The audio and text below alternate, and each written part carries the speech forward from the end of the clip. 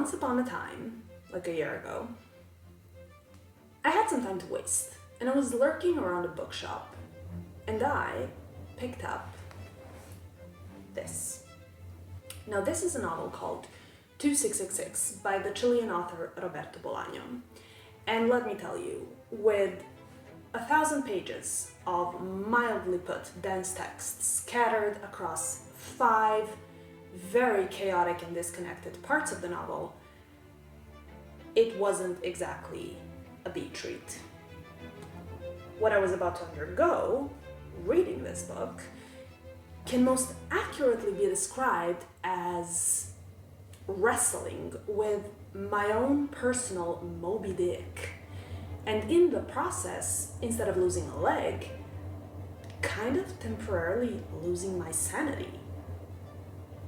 Somewhere midway through the book, I actually had a mental breakdown. I was furious with the book because I couldn't understand it, and I put it away. I swore an oath to myself, to everything I believe in, which is not much, but still, that I would never ever read Bolaño, any of his work, and especially not this book. However, I was lucky enough to have a friend who had a similar frustrating experience with Bolaño's work, and after a fair amount of convincing from him, I actually decided that I should turn around and go back to the novel and finish it. And so I did. And when I did finish it, I realized the book really surprised me. I remember clearly the moment when I was sitting down and reading the last sentence on the last page, and then closing the novel and having this moment of clarity about myself, about the book, and about this incredible darkness of the human condition that Bolaño explores in it. So let's think together, what is it that's so dark and so important and so creative and new in the way 2666 is written?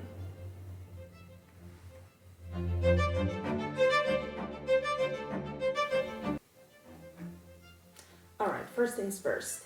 We cannot really analyze the novel before we get to know its basic structure, and that is because this is a novel that is constructed in a very specific way. It comes in 5 parts, and they can feel very disconnected because they each have a very different plot and a very different story that they're telling, but there is a common thread that keeps them together. And in order to be able to spot the common thread, it is my opinion that one needs to read all of the 5 parts, the whole book, and needs to be able to see how everything actually ties in together. Now, the interesting bit is that Bolaño actually, this was his last work, and he didn't really manage to publish it before he died. His idea was to publish it in 5 separate books, which I have to be honest, I don't know if it would have worked to keep the audience engaged, considering how different the plots of each novel or each part, how different they are. But after he died, the decision was made in the end to publish it as a whole, and I think that as a whole it does work perfectly. One needs to bear through it, and it's not easy, but once you finish the novel, you can really see the big picture. So let's look at how it is constructed.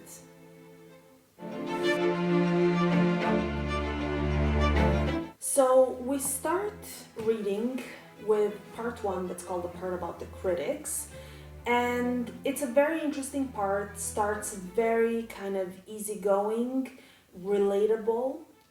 We follow 4 very highbrow literary academics from Western Europe, various Western European countries, who all share a common obsession with this mysterious German author, Benno von Archimboldi, who seems to be a very prolific author who's written a lot, and these academics have studied him very deeply.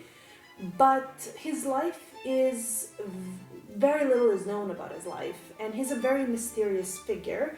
And these four academics, despite the fact that have studied him so immensely, they still don't really have a grip on who he was as a person.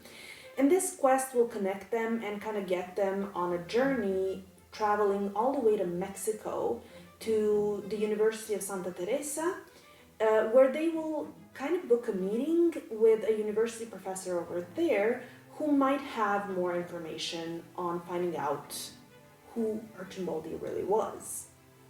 So they go to Mexico, and throughout the novel, or throughout this part, we're all very focused on this plot of finding out about the mysterious German writer. However, once they are in Mexico, we will see that they will have this little gentle brush with the reality of the place that they arrive to, where we find out murders are happening and women are being killed in quite big numbers and brutal ways. However, we will not really dedicate any attention to it. So the focus of the first part will remain on finding out about Archimboldi. And this is interesting because finding out about the killings is kind of setting the stage for what's about to happen next in the following parts, whereas finding out about Archimboldi is something that's going to be consciously withheld from us by the author.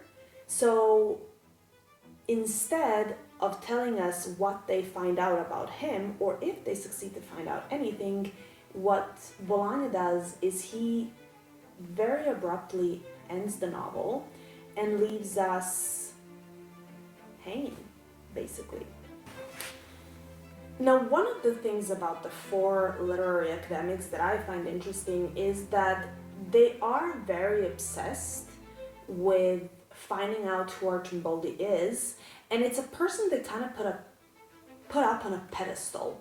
So they admire him, and it almost feels like they all are kind of narcissistically projecting themselves into this literary persona that they really have no knowledge about, despite knowing his work. And it feels a bit like their quest for Archimboldi is really their quest after themselves. However, it feels like it's done in the wrong way. And in order to understand that, we will have to look at the rest of the parts, and especially part 5, in which we find out who Archimboldi is and get to reflect on how that would have impacted the literary academics we met in the first part. Now, in the second part, which is called the part about Amalfitano, and Amalfitano is the name of the university professor the critics met at the end of part 1, we do get kind of an impression that the story will just naturally continue. However, it does not, because Amalfitano is really the detail connecting the end of the first part and the second part, but we will actually completely abandon the story about the critics and fully go into the internal world of Amalfitano and his daughter Rosa. He will tell us the story of how they came from Spain to Mexico, and he will describe their relationships, a complicated family history with Rosa's mother, and then we will watch Amalfitano sort of slip into madness, because now he has a young daughter living in a society where women are being killed left and right, and he's completely haunted by the fears that something might happen to her and doesn't know how to protect her. And it's a very internal struggle that we are observing here, The violence we are talking about, but it's more in the mind than it is in what's happening in the actual part of this, in the second part of the novel. And at the end, we don't really get a resolution on what happens to him or Rosa, or how does their story end, so to say, or does he go completely mad? What happens with him? Does she get killed? None of those answers are given to us, but instead the novel is once again quite abruptly ended, and we are completely left unprepared for how part 3 is going to start, because now we're not going to have this little detail that kind of connects part 2 and 3 and gives us the impression that the story is just going to keep flowing. Instead, now it's going to feel like we're really kind of losing sense of the direction in which 266 as a whole will go in.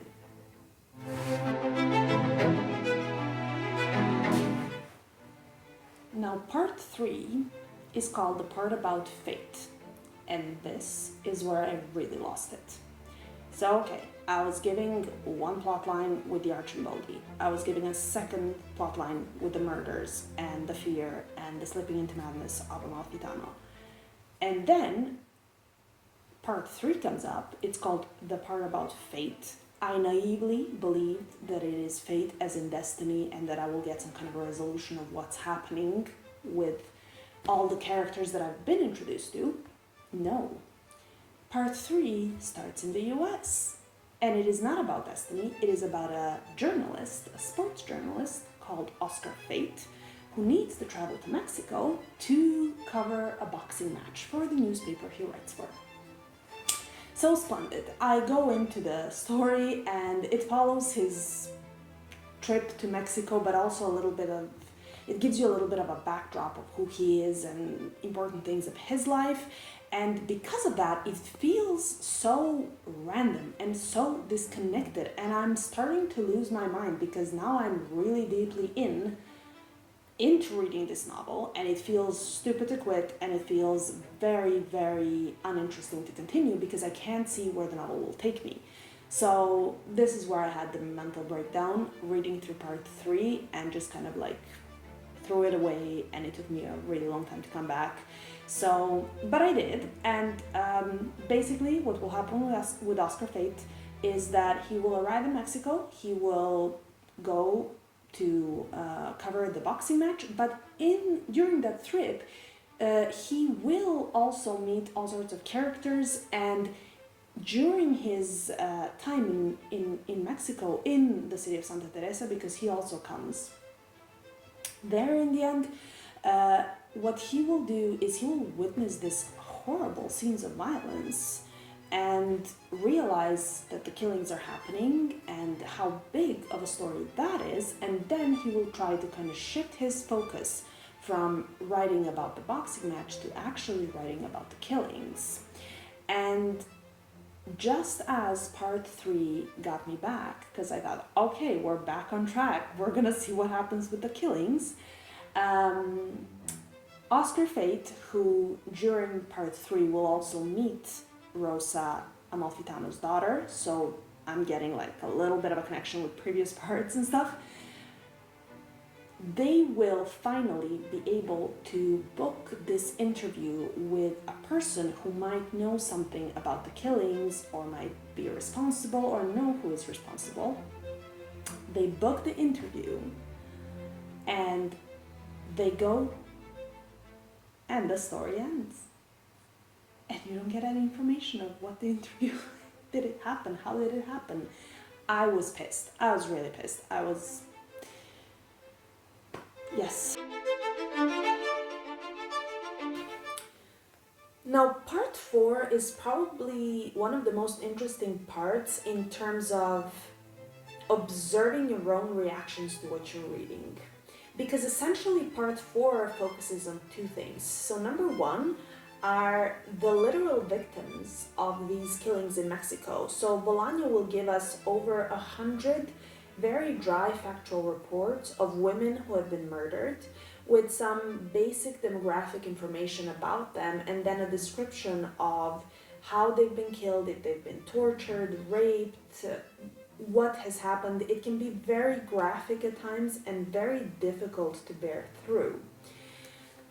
And while we're getting these reports that are completely lacking any sentimental value towards the victims that are being described, we will also follow this police detective in Mexico, in Santa Teresa, who is actually kind of trying to figure what is happening and who is responsible for the murders. However, whomever he turns to on this quest of finding out, he kind of hits a dead end, and he faces some kind of either professional negligence or some kind of political corruption that's preventing both him and others to actually do a proper investigation. And part 4 is interesting because we're not going to find out who is killing the women. The detective's work will be kind of pointless in that sense, but through his work we will also find out that there is this one suspect who is currently in prison because he was suspected to have killed some of the women. However, even after he ended up in jail, the murders kept happening, and that opened up a lot of new questions. Now, part 4 is a very difficult and a very provoking read, or at least it was for me, primarily because I've noticed a shift in myself from how I was when I began reading this part to how I was at the very end of it. And in the beginning, when I started reading about the victims, I expected that they would somehow get their own story told throughout this part, but that doesn't happen. The victims are basically just named and just counted. They are objects. They're just setting the scenery for the story of the detective and how he is trying to do his investigation. But in the beginning, that made me angry. I wanted more about these women who were violated. I wanted kind of justice done to them, and I wanted their characters to get space. However, as I didn't get that, and I was just constantly overwhelmed with more and more of these very dry factual reports, by the end of the novel, I've realized that I've kind of gotten sick of reading about these women. And that really made me reflect on this mechanism of how, because I think this was intentional from Bolaño's side. I think he wanted to show how, in order to be able to continue with your life and continue with your, everyday activities in an extremely violent setting, you actually need to kind of get desensitized to everything that's happening around you. And you kind of need to turn off your, or some level, to a certain extent, your emotions towards all of these violent happenings. And it's really brutal to see that. I mean, this isn't really a new phenomenon in anybody's life. Anybody who watches the news knows that we do this every day, right? Because we're overwhelmed with the amount of data that we're getting that says that there are horrible things happening all over the world, all of the time. And in order to kind of be able to continue with our lives and not to collapse under the pressure of all this negative stuff that we're made aware of, what we do is we kind of tune it out. We turn ourselves off empathetically, and we kind of just allow all those things to become background noise to the lives that we live.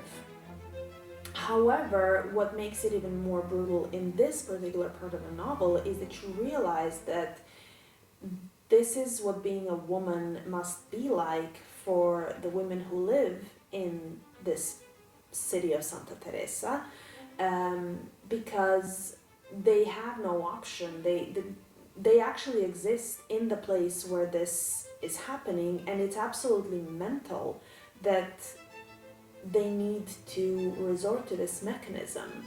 However, I do think that that is connected to the fact that the detective is kind of,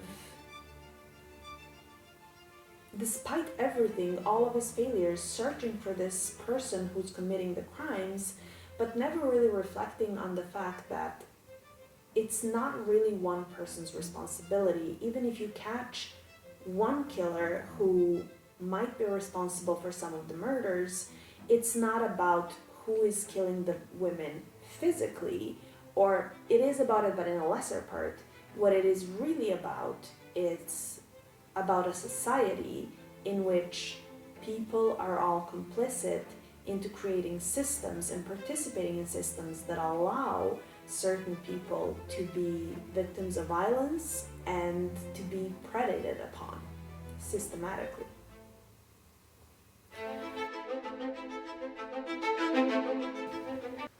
So we finally come to part 5, the part about Archimboldi, and we leave Mexico behind.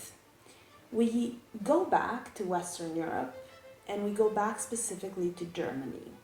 Germany before World War II, and we meet a boy called Hans Reiter, who is growing up there and who's going to grow up and become a soldier in Nazi Germany and then travel as a soldier throughout Europe and fight for German side.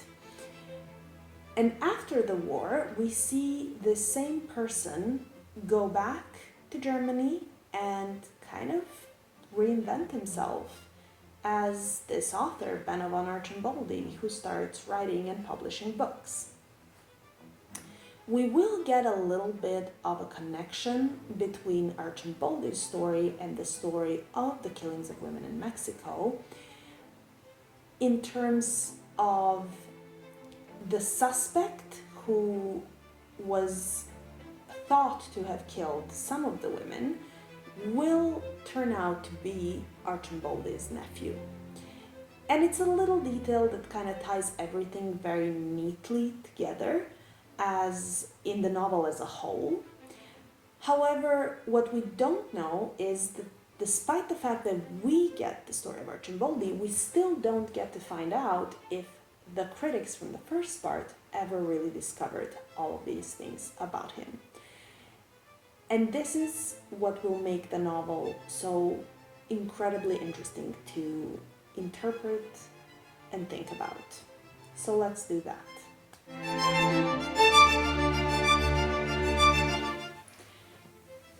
Now, it's quite hard to give like a general take on this novel from the layman's perspective. I'm not a scholar and I'm not a literary academic, and I do think that the scholarly perspective can be very enriching, but at the same time, I do believe that great works of fiction are not just meant to be read by academics. They're meant to be read by a wider audience, and I'm very curious as to what can I, as an average avid reader of literary fiction, get out of Bolaño's 2666 without any kind of scholarly background. And what I came down to is that I kind of needed to sort my impressions a bit into several categories, but I did realize that while I think it would be too much to go into the details of every single part of the novel and analyze it to like some incredible extent, what I mostly reacted to after reading this novel are some general reflections on violence, the human capacity to do horrible things, the way in which we approach certain topics in life, and the way in which these topics are approached in literature, because I do think there's a new way of approaching things in this book. And the concept itself of mystery, of detective genre, of obsessing over finding certain answers. So let's dive in.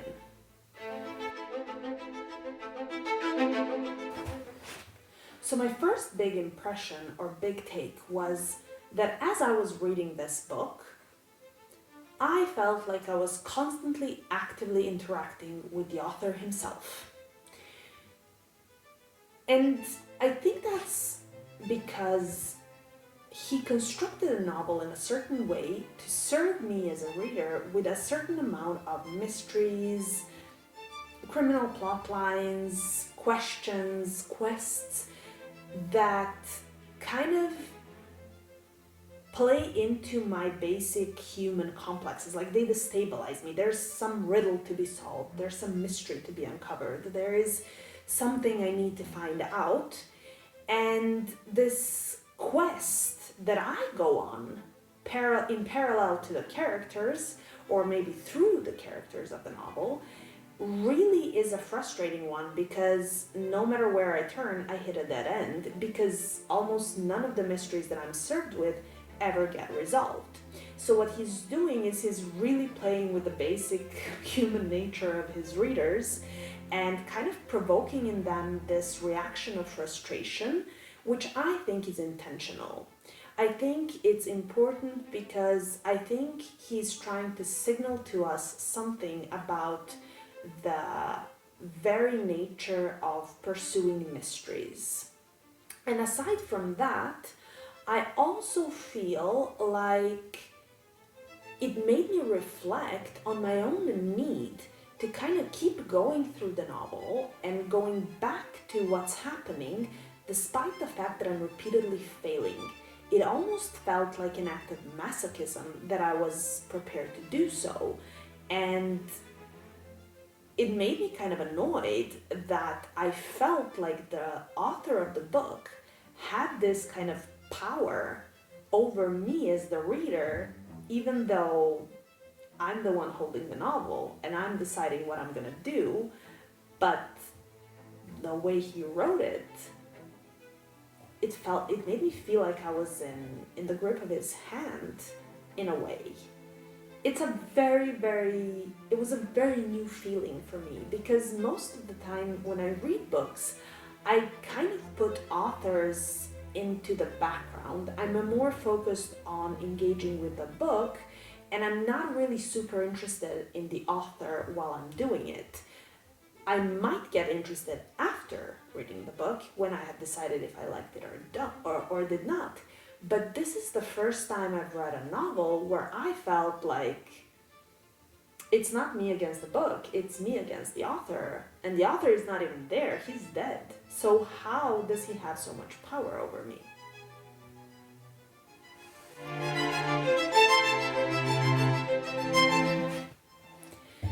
Now, another thing that I thought was really new and made me think a lot about really how you can address a topic in literature in a completely new way, even though it's not a new topic. So if we're talking about 2666 and we're talking about the violence and the darkness of human nature, that's not really new in literature. But I felt like it was presented in a new way, not only because it came in these parts, but because I think that there is, like, on a meta level, a certain pattern that I can spot between the parts. And for me, when I finished the novel, I realized that I felt as if I was looking through a camera lens. So I'm there with the camera and I start off with a really wide angle. So I'm looking from far away and I'm trying to see this phenomena of violence that Bolaño is trying to paint me a picture of, right? But I start with a wide angle and I start with these very highbrow privileged people going on a personal quest to find out something about some mysterious author because they're too bored with their own lives that they need something like that to do. And I only get a little detail right at the end of their story about these murders of women that are happening. And then with the part 2, I zoom in a bit, and now I'm in Amalfitano's head. I'm still dealing with a privileged kind of sort of person. I mean, it is a university professor, it is somebody who used to live in Western Europe but now no longer does. But still, all of the violence and all of the fears, everything is still on the level of fantasy, not of what the characters are actually actively experiencing that I'm reading about. And then it zooms in even more, right? Because then we go to part 3, and then through Oscar Fate, we get to witness firsthand these acts of violence, and we get to kind of maybe feel provoked by the fact that things can look like that you can experience violence in that sense. And we realize that these murders of women are important enough that we need to deal with that topic. And then finally in part 4, he zooms completely in, like literally into the corpses of the women. That's what it feels like that's how close up we're coming to realizing how brutal the world we live in is. And then all of a sudden, he leaves us hanging there and zooms completely back out and gives us a story about Archimboldi. And this made me think about this relationship between the parts and the whole, because I felt like this shift of perspective and this narrowing down coming from starting from a wide angle and going down to the tiniest details of how each woman was murdered and how was she tortured and where was her body found. It felt so disturbing. It reminded me that even though we feel like these are common concepts and things that we're familiar with and that we've heard people talk about over and over again, because it's not a new topic, no matter how many different perspectives we take, we still have a hard time grasping them, right? And the part about Archimboldi really tied that together for me in a sense that Archimboldi essentially represented the human capacity to do both good and bad. When I read the part about him, I was thinking a lot about that concept of the banality of evil. It was like an exploration of that idea that, how Nazis defended themselves, like I was just doing as I was told, or I was just doing my job or following orders. And really, when you read about Archimboldi and when you read about him growing up and becoming a soldier in the Nazi Germany, you do see this. There's a surprising lack of reflection on the morality of his life. He kind of just goes through it, and it just feels like, you grow up, you get a job, you're a soldier, you fight in a war, and then you go home and you go on with your life. And that felt very disturbing in this portrayal of him. And especially the fact that we know that later on he writes all these apparently amazing novels.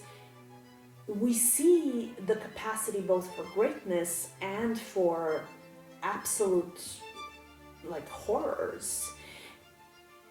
And it is something about one character embodying both that also feels very relevant today, right? Because today we live in a day and age where we also very often get to know that the people who we hailed as great, or who we considered to be authorities, or who we considered to be just pure geniuses, also very often had extremely dark sides of their personalities. So if you think about, Michael Jackson, or if you think about what recently was this documentary about P. Diddy, we do have these moments in our lives when we kind of get to know our idols maybe a little too well for our own sake. And we often fall in a very destructive loop of not knowing how to handle this newfound contradiction about somebody that we admire. Is it okay to enjoy their work while knowing who they were privately as people, that maybe they weren't good people? It's a very interesting question, and it made me wonder a lot, what strategy would the critics have if they actually got to find out the story of Archimboldi? How would they deal with that? Would they rationalize and say, let's separate the art from the artist? Would they maybe try to justify his actions in order to kind of not admit defeat, or not, kind of save their own dignity, considering they're dedicated their entire lives to studying this person who apparently has a huge capacity to do evil things? Or would they have taken kind of a different approach and seen themselves as morally above? Would they have been disgusted by him? It's such an interesting thing to explore, just because the novel is open-ended that way. We don't know how they would feel, and we can only guess. And maybe that guesswork can inspire us to think about all the ways in which we relate to the same topic. At the same time, I feel like Archimboldi's capacity to do both good and bad is extremely important from the critic's perspective, because the quest that they're on to find out things about him, if you look at their lives, really should have been their own quest on facing their own potential for doing bad things, because through their interpersonal relationships, we do see that they have the capacity for violence, for destruction. They might live in this safe bubble of being, upper middle class Western European citizens, but they're not above these very primal impulses, and there's no way of shielding ourselves completely away from them. It actually seems to be more dangerous to be oblivious to them than to actually acknowledge and deal with this very dark part of ourselves. So the final element, or the final take I want to talk about, I think, is this obsession, this pursuit of mystery at all costs. And I think that Bolaño kind of plays with us, not only in the sense of serving us mysteries that we can't resolve, but also serving us one extra mystery that he just kind of throws there as a hook, which is the title of the novel, right? Because even though there are some guesses, from what I understood, there are some references to, I think, a year 2666 in another one of his books, but there is no explicit explanation for why this novel has this particular title. And there's really no mention of this number throughout any of the parts of the novel, as far as I can recollect. So I feel like he wants to see if we'll bite on it, if we'll actually get hooked and start spiraling and finding out why is it called 2666. Because what struck me is that maybe it doesn't matter. When I look at the characters who are going on these futile efforts to resolve certain mysteries, I also can't help but feel that I was living through them in this kind of reader-detective role, and I was also feeling like, for example, reading through part about Amalfitano, I felt like I almost stormed through that book, searching for the connection to the previous part, because I was giving this open-ended question that wasn't answered.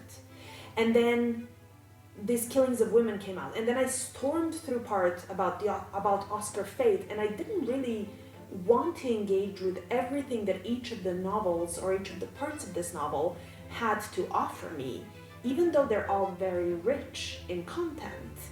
Instead, I just kind of went hungrily after this one big answer to this one big mystery that I thought was the only important thing. And I think that's kind of the point. The fact that sometimes in life we obsess over things that seem really big and that they make it seem like if we just get that answer, everything else will fall into place.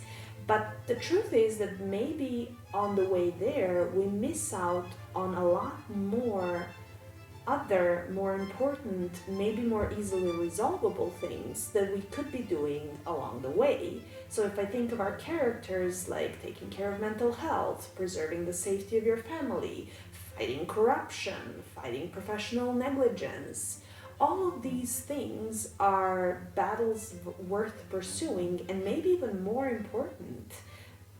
It is probably more important to not have a corrupt political system than to catch one particular criminal. If you have a corrupt political system, it's not going to be one criminal. You're going to deal with a lot more and a lot more complicated things instead. So I think that the characters of this novel are either looking for the wrong answer or looking in the wrong place.